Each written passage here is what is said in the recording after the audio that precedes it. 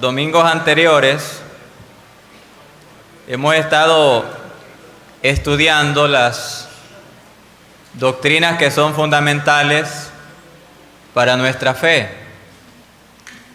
No porque no las conozcamos, sino porque es conveniente recordar sobre qué está edificada nuestra fe cristiana.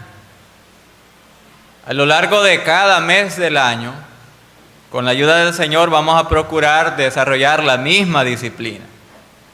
Este día vamos a concluir esta serie de mensajes hablando de otras de las doctrinas bíblicas y en las cuales debemos de común acuerdo sostener.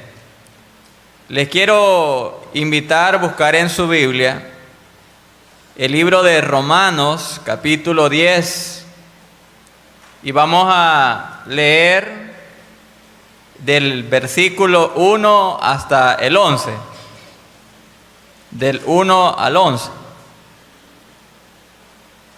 Cuando usted lo haya encontrado, se pone en pie y vamos a dar lectura a este pasaje de la Biblia.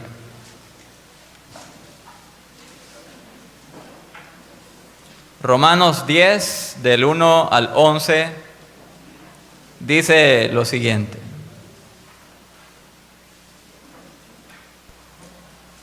Hermanos, ciertamente el anhelo de mi corazón y mi oración a Dios por Israel es para salvación. Porque yo les doy testimonio de que tienen celo de Dios, pero no conforme a ciencia, porque ignorando la justicia de Dios y procurando establecer la suya propia, no se han sujetado a la justicia de Dios, porque el fin de la ley es Cristo para justicia a todo aquel que cree, porque de la justicia que es por la ley, Moisés escribe así: el hombre que haga estas cosas vivirá por ellas.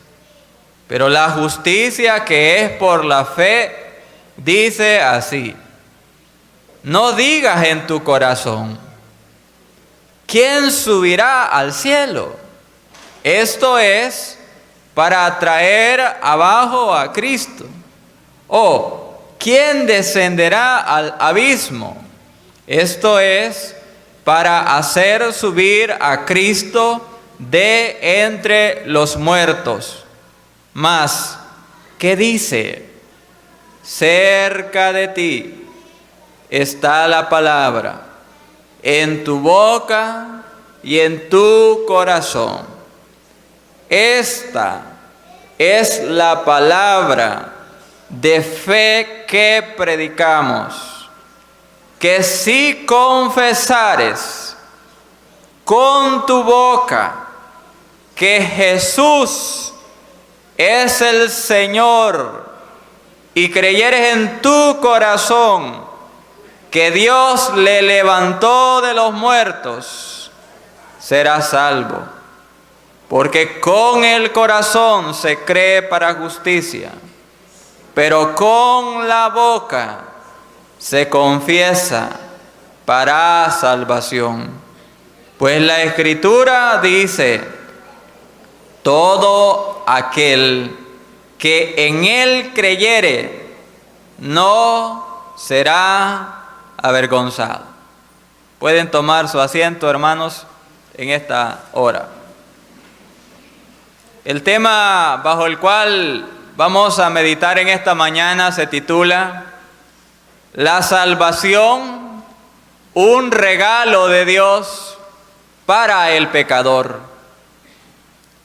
Imagínese que usted se toma la tarea de caminar por las calles de Chinameca un día para realizar una pregunta a la gente que vive en este lugar. Y la pregunta es la siguiente: según usted, ¿cuáles son los requisitos para ser salvo? ¿Qué cree que responderían las personas? Bueno, yo tengo una lista de posibles respuestas a esa interrogante. Algunos le dirían a usted: mire, para ser salvo es necesario someterse a la voluntad de Dios. Quizás da unos pasos más y se encuentra con otra persona y le diría: bueno, para ser salvo, yo pienso que uno debe ser bautizado. Allá en la esquina entrevista a otra persona. La respuesta es distinta y le dice: para poder ser salvo se necesita guardar los mandamientos de Dios. Otros dirían: la salvación viene después de la confirmación o después de participar de la Santa Cena. Y creo yo que muchos dirían la siguiente respuesta: mire, para ser salvo, uno tiene que ser miembro de una iglesia. Otras personas pueden pensar y decir: bueno, si se ha de ser salvo, uno tiene que hacer penitencia. En tanto que otro pensaría y diría lo siguiente: para poder ser salvo, uno tiene que practicar buenas obras. Es decir, hermanos, que nos hallamos en un ambiente donde las personas tienen sus propias ideas en cuanto a ser salvo. Pero no importa lo que uno en realidad piense, lo que en realidad importa es lo que Dios a través de su palabra dice en cuanto a la salvación. Y el apóstol Pablo está tratando el tema de la salvación. Y quiere él en esta mañana recordar a cada asistente la manera bíblica en la que un pecador o una pecadora puede recibir la salvación. Vamos a considerar dos cosas a lo largo de este mensaje. En primer lugar, digamos lo siguiente, hermanos: que existe gran ignorancia acerca del camino de salvación. Existe gran ignorancia acerca del camino de salvación. Pensemos lo que dicen los primeros 4 versículos, hermanos. Dice Pablo lo siguiente: hermanos, ciertamente el anhelo de mi corazón y mi oración a Dios por Israel es para salvación. Y noten lo siguiente: porque yo les doy testimonio de que tienen celo, los de Israel, miren, de que tienen celo de Dios, pero no conforme a ciencia. Porque ignorando la justicia de Dios y procurando establecer la suya propia, no se han sujetado a la justicia de Dios. El apóstol Pablo tenía una gran carga en su corazón. Y esta carga la tenía a causa de sus hermanos, los del pueblo de Israel, que no conocían a Cristo como su Salvador personal. Entonces Pablo habla acá de ignorancia. Y esta ignorancia, en primer lugar, es sorprendente. Porque Pablo habla de gente que no tiene salvación, pero era gente que debió tener la salvación antes que la gente del mundo gentil. Es decir, el pueblo de Israel, mis hermanos. Ahora pensemos en algunas cosas. Israel fue el pueblo que Dios escogió en el principio para traer la salvación al mundo. Israel recibió allá en el monte Sinaí la ley de Dios. Israel escuchó a los profetas de Dios. Israel tenía la palabra de Dios. Como dice Pablo en este libro, a ellos le fue confiada la palabra de Dios. Israel, a pesar de todos esos privilegios espirituales, crucificó al Mesías de Dios. Y en el tiempo de Pablo, y asimismo en la actualidad, la mayor parte de los israelitas no gozan la salvación de Dios. ¡Qué ignorancia tan sorprendente! De que aquellos que en primer lugar debieron apropiarse de la salvación, el apóstol Pablo dice que estaban sin salvación. Al extremo que él se veía en la necesidad de clamar con esmero, de clamar con una gran agonía para que su pueblo Israel fuera salvo. Mire lo que hace la ignorancia espiritual. Pero notemos lo siguiente, que además de ser sorprendente esta ignorancia, esta es una ignorancia sincera. Miren el versículo 2. Dice el versículo 2, porque yo les doy testimonio de que tienen celo de Dios, pero no conforme a ciencia, o podemos decir, no conforme a conocimiento. El pueblo de Israel, hermanos, tenía celo por el Dios verdadero. Por los historiadores sabemos que cuando un rey malvado llamado Antíoco Epífanes quiso sembrar la idolatría dentro del pueblo de Israel, ellos se rebelaron en los tiempos de Judas Macabeos y ellos prefirieron que su sangre fuera derramada antes de adorar a los ídolos. Tenían celo por el Dios verdadero. Este celo, mis hermanos, lo derivaban por su celo a la ley de Dios. Pero como Pablo mismo lo dice, este celo era un celo sin conocimiento, pues buscaban a Dios a ciegas, no entendiendo lo que Él había revelado en cuanto a la salvación. Ahora debemos agregar algo más. Que el celo que los israelitas tenían, hermanos, se debía también al hecho de que ellos seguían al pie de la letra las tradiciones de sus antepasados.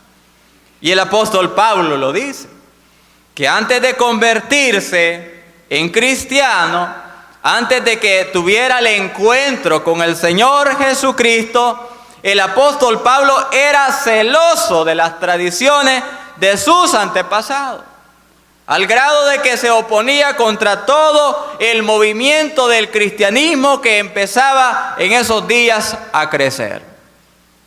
El celo de ellos entonces era un celo basado en la ignorancia.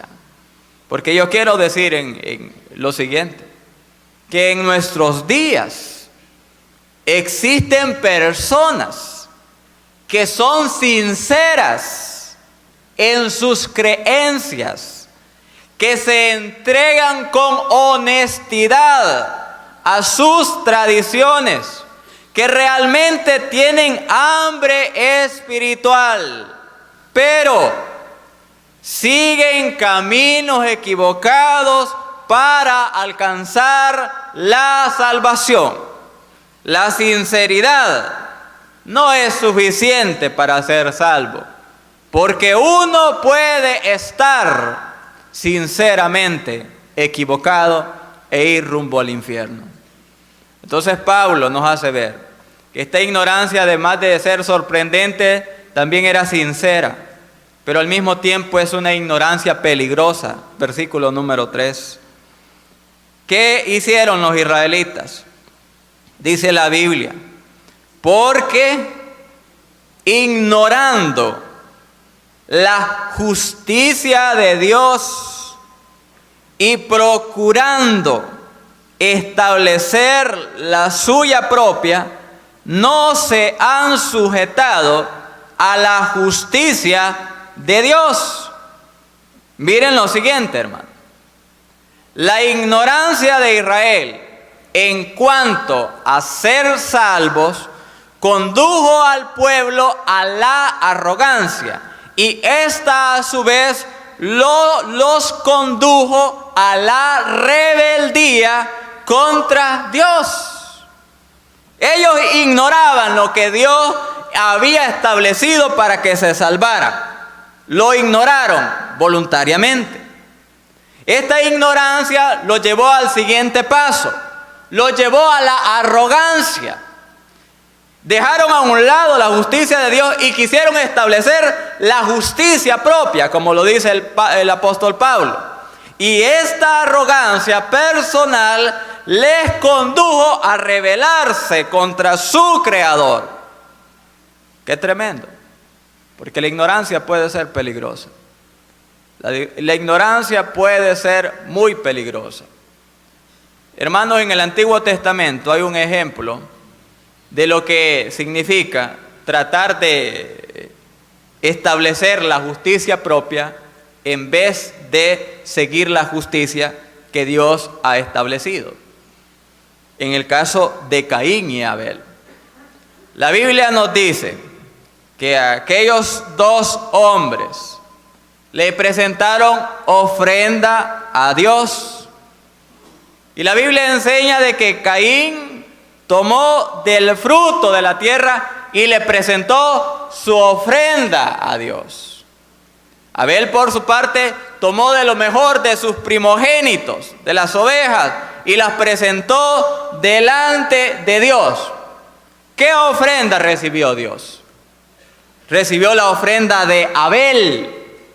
No recibió la ofrenda de Caín. ¿Por qué? Porque Dios había establecido que sin derramamiento de sangre los pecadores no se podían acercar a Él. Pero Caín fue arrogante, dijo: Dios ha dicho que se tiene que derramar sangre inocente, pero yo creo que si le llevo estos frutos, si le llevo este producto, Dios va a estar complacido. Pero no, hermano. Las cosas tienen que hacerse como Dios manda y no como el hombre pecador piensa. Y si un hombre, una mujer va a recibir la salvación, va a ser de acuerdo a los parámetros establecidos por Dios y no los suyos propios, mi amigo. Ahora pensemos en algo más. Que aquí el versículo 4 contiene una palabra que requiere reflexión para encontrar su significado. Dice la Biblia: porque el fin de la ley es Cristo, para justicia a todo aquel que cree. Pongan su mirada en la palabra fin. Aquí esta palabra fin puede tener al menos 3 significados. ¿Cuál será el más apropiado en el contexto? Dice acá que el fin de la ley es Cristo. La palabra puede significar cumplimiento, puede significar también meta o como es traducida en el pasaje bíblico. Puede significar fin, final, punto final de la ley. Bueno, hermanos, en el contexto, la tercera definición, y como está traducido, es la más apropiada. Que el fin de la ley, el final de la ley, lo que apuntaba a la ley es Cristo. ¿Qué podemos decir al respecto del hecho de que Cristo es el fin de la ley? Digamos 4 cosas. Número 1, lo que el hombre no puede alcanzar por medio de la ley, porque no puede cumplirla, lo tiene por la gracia de Dios por medio de Cristo. El hombre no puede cumplir las demandas de la ley. Así es que Cristo las cumplió por él. Ahora, hermanos, Cristo, en segundo lugar, cumplió la ley y sufrió el castigo que nosotros merecíamos a causa de nuestros pecados. La ley, entonces, encontró su fin en Cristo porque encontró en él su perfecto cumplimiento. Y Cristo hace innecesario que el hombre pretenda seguir detrás de la justicia inalcanzable de la ley. Palabra simple. Usted puede seguir una vida de alta moralidad. Usted puede ser la persona más dadivosa, más generosa, más misericordiosa de esta ciudad y del mundo entero. Pero si no pone su fe en Cristo, jamás alcanzará la salvación. Ya Cristo cumplió la ley, pagó la deuda de nuestros pecados, y cuando el pecador confía en Él como su Salvador personal, recibe el regalo bendito de la salvación. Entonces, Pablo nos habla de que existe ignorancia acerca del camino de salvación.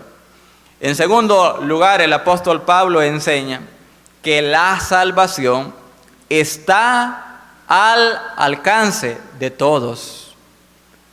La salvación está al alcance de todos, del versículo 5 al 11.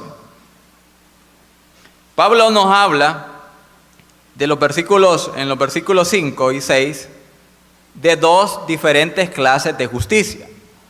Una justicia que es por la ley y otra justicia que es por la fe en Cristo. Notemos la primera clase de justicia. La justicia que a veces la gente quiere alcanzar por medio de la ley, guardar los mandamientos de Dios. Versículo 5. Dice la Biblia: porque de la justicia que es por la ley, Moisés escribe así. ¿Qué escribió Moisés? El hombre que haga estas cosas vivirá por ellas. Miren, la justicia de la ley tiene que ver con el obrar, tiene que ver con el hacer, con el guardar los mandamientos de Dios. Pero ahora vamos a pensar en algunas cosas. Que la ley de Dios, hermano, demanda un cumplimiento perfecto de todas sus demandas. Vamos a Santiago capítulo 2, versículo número 10. Digamos que alguien dice: bueno, yo creo que puedo salvarme guardando los mandamientos de Dios. Entonces la ley le dice a usted: bueno, tienes que cumplir perfectamente todas sus demandas, todas. Santiago 2:10 dice lo siguiente: porque cualquiera que guardare toda la ley, pero ofendiere en un punto, se hace culpable de todos. De acuerdo a los rabinos, La ley de Moisés contiene 613 mandamientos. 613 mandamientos. Entonces, ¿qué dice Santiago? Quizás un hombre en su esfuerzo hubiese logrado guardar 612 mandamientos, pero al final falló en uno. ¿Podría entonces ser salvo? Santiago dice, no. Transgredió uno, es culpable, la ley lo condena y no hay posibilidad alguna de salvación a través de guardar la ley. Pero hay algo más, que la ley de Dios establece una maldición sobre todo aquel que quebranta sus mandamientos. Gálatas 3:10.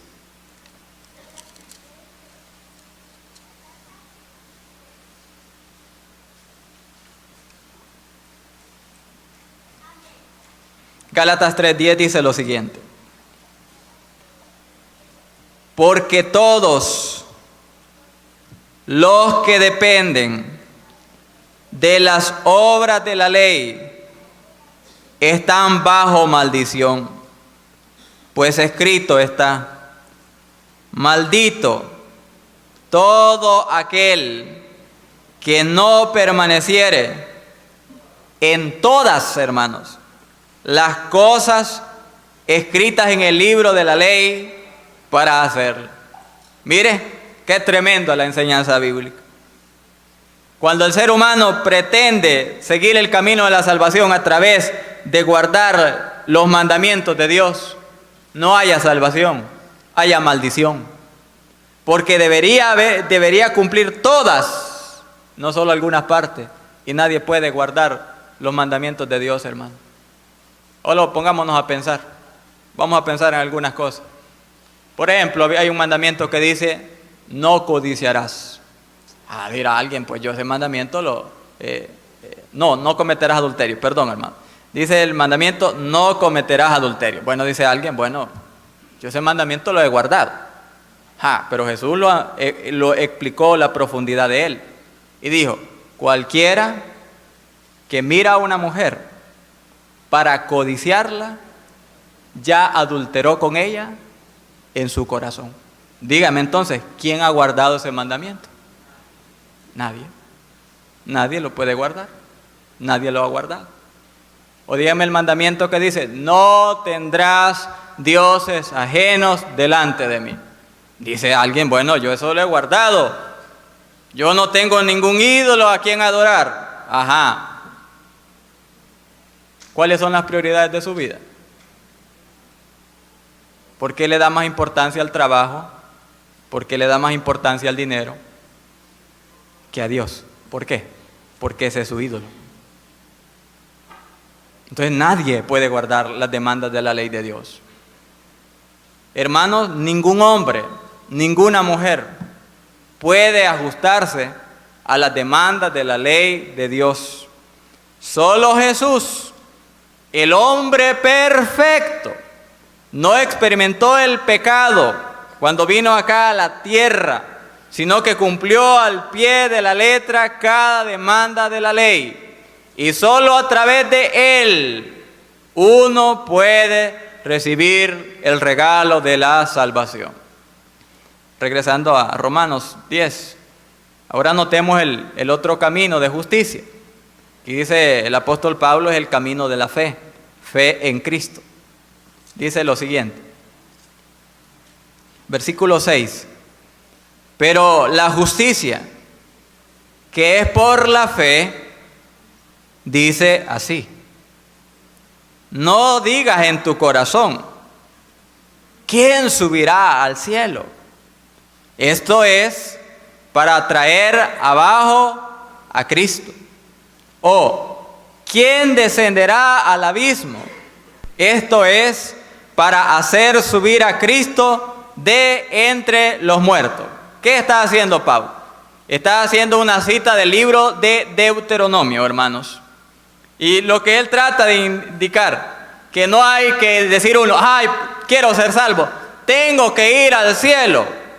No, dice Pablo, no es necesario. Quiero ser salvo, tengo que ir al abismo. No, no es necesario, dice Pablo. Ya Cristo vino del cielo y ya Cristo se levantó de entre los muertos. Por tanto, Él puede salvar. Él puede salvar al pecador. Ahora, dice Pablo, que ser salvo es fácil. Versículo 8 en adelante.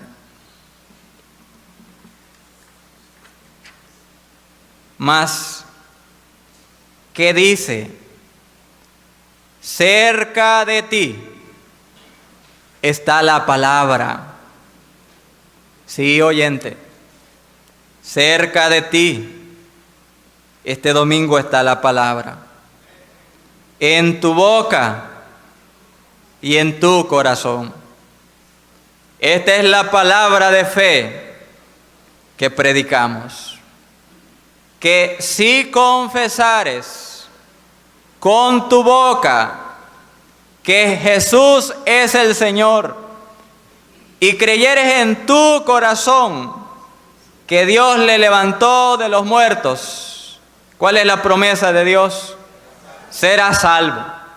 Entonces ser salvo es posible y ser salvo es fácil siguiendo lo que Dios ha ya determinado para usted. Hermanos, meditemos por unos minutos esta confesión de fe. Aquí hay una confesión de fe en el versículo número 9 y versículo número 10. Esta confesión de fe, mis hermanos, comienza con la fe del pecador en la obra de Cristo. Noten el versículo número 10. Dice lo siguiente: porque con el corazón, mire, allí comienza la obra de Dios en el pecador que ha de ser salvo. Porque con el corazón se cree, eso es fe, se cree para justicia. Entonces, en el orden de la salvación, la fe va primero. Algo tiene que ocurrir en el corazón de la mujer. Algo tiene que ocurrir en el corazón del hombre y es fe. Fe en la obra de Cristo. Y fe es confianza absoluta que lo que Jesucristo hizo es suficiente para perdonar sus pecados y darle vida eterna. Ahora a la fe le acompaña una profesión o una confesión, porque dice el versículo: pero con la boca se confiesa para salvación.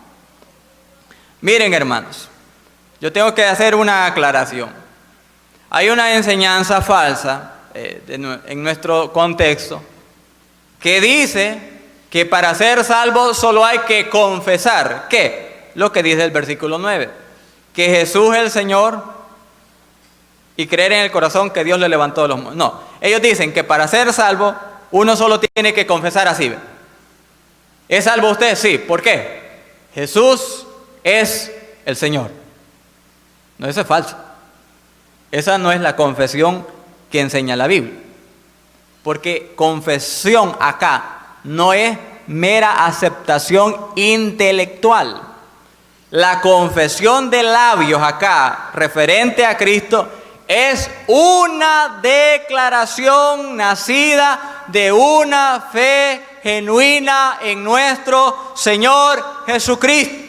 Es descansar en Él para mi salvación.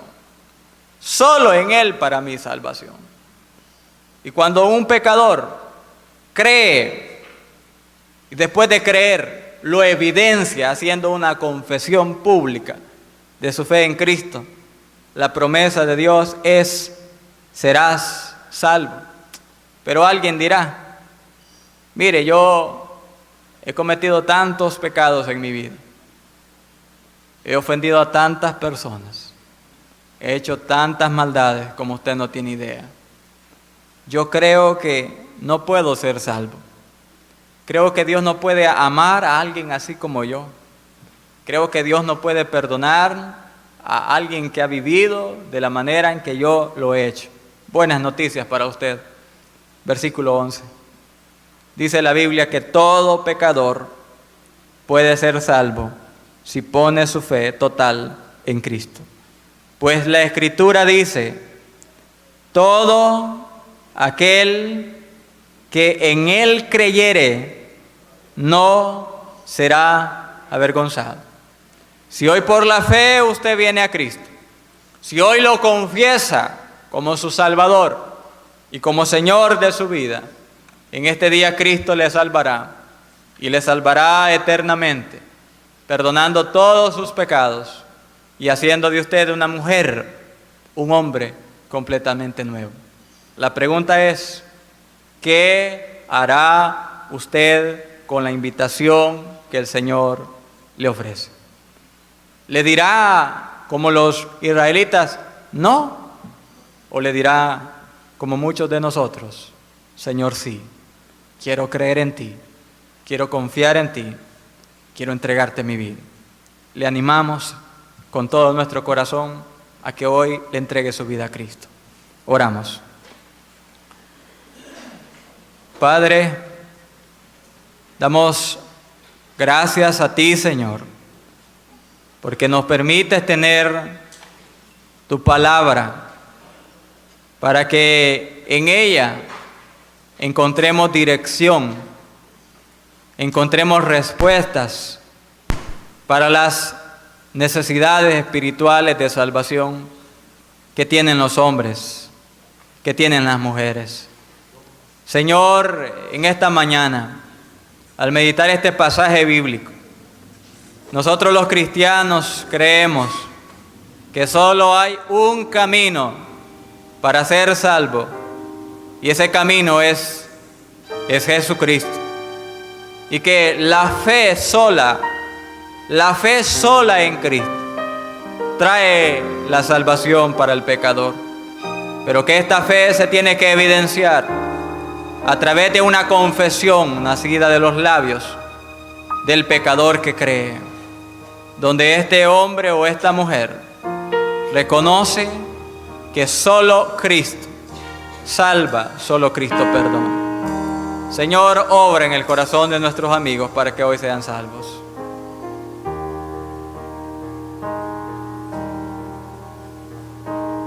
Cantamos